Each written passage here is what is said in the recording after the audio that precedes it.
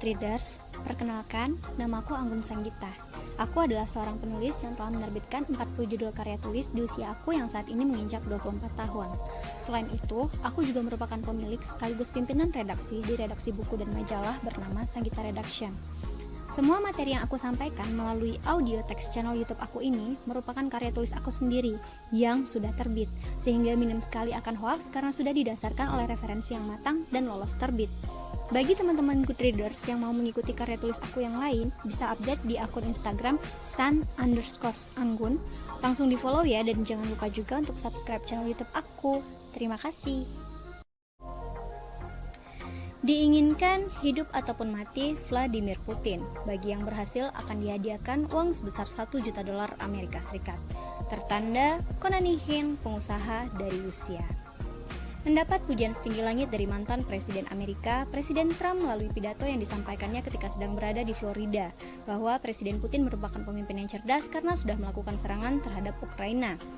Ledakan bom vakum atau senjata nuklir yang terjadi di daratan Ukraina dianggap sebagai sesuatu yang jauh di luar perkiraan dunia, mengingat bom tersebut hanya dapat diledakkan dengan menyerap oksigen yang ada di wilayah sekitar sebelum akhirnya memberikan ledakan yang sangat tinggi. Lantas apa yang menjadikan Presiden Putin melakukan hal demikian?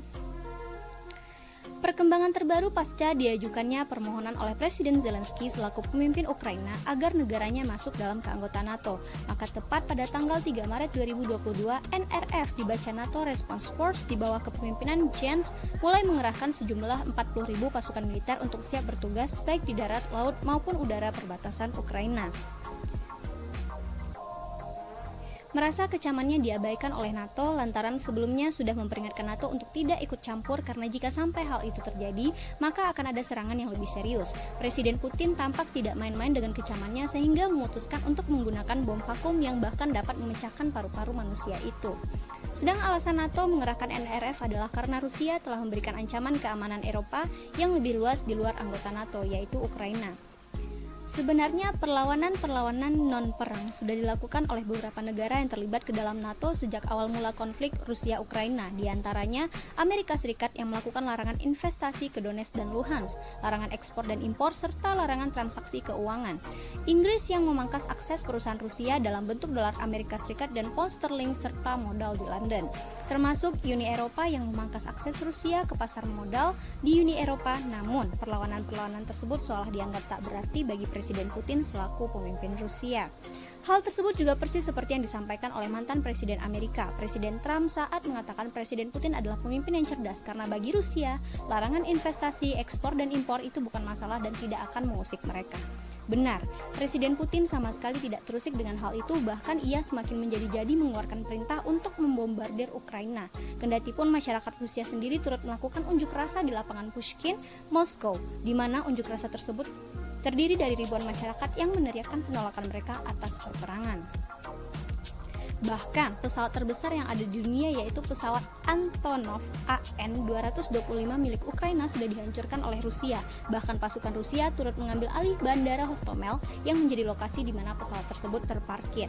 Bersamaan dengan NRF yang sudah mengerahkan pasukan pada tanggal 3 Maret 2022 kemarin, PBB pun tampaknya telah selesai dari rapat mendesak di mana dari hasil rapat tersebut ada 141 negara yang setuju bahwa serangan Rusia Ukraina harus dihentikan. Salah satu di antara negara-negara tersebut adalah Indonesia.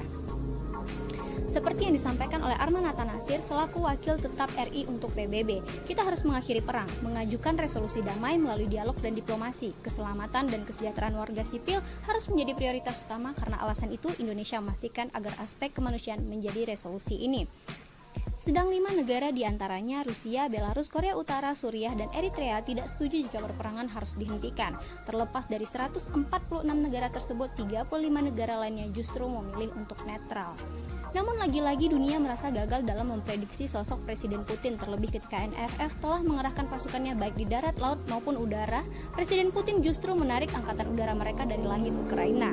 Lalu tepat pada tanggal 4 Maret 2022, Rusia sempat diberitakan memberi kejutan dengan adanya serangan pembangkit listrik tenaga nuklir terbesar yang ada di Eropa, yaitu Ukraina, dan penembakan tersebut dilakukan saat pertempuran kian masif di Enerhodar.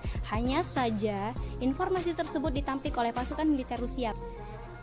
bahkan menyulut amarah Presiden Putin lantaran provokasi yang kejam hasil rekayasa Presiden Zelensky demi mendapat belas kasih dunia dan juga negara-negara barat. Sedang yang terjadi pada hari tersebut adalah Rusia kembali melanjutkan invasi di mana helikopter milik Rusia turut mengawal keikutsertaan pasukan infanteri Moskow yang digadang-gadang sebagai negara terdikdaya nuklir di langit Ukraina. Dan apabila pecah perang nuklir, maka selamanya perang tersebut akan menjadi catatan buruk bagi NATO dan negara-negara Eropa yang lain. Merespon provokasi yang diciptakan oleh Presiden Zelensky, Presiden Putin mengeluarkan statement berisi sumpah bahwa dirinya akan tetap melanjutkan invasi mematikan tersebut hingga Ukraina mengembalikan keberpihakan mereka terhadap Rusia. Jika mantan Presiden Amerika yaitu Presiden Trump mengakui betapa luar biasanya Presiden Putin, maka tentu tidak ada bedanya dunia dalam memandang pemimpin Rusia tersebut. Bahkan seorang pengusaha asal Rusia sempat mempublikasikan sebuah video yang berisi sayembara jika kelak ada seseorang yang berhasil menangkap sang presiden lalu membawa ke hadapannya, maka orang tersebut akan ia hadiahkan uang tunai sejumlah 14 miliar dalam rupiah.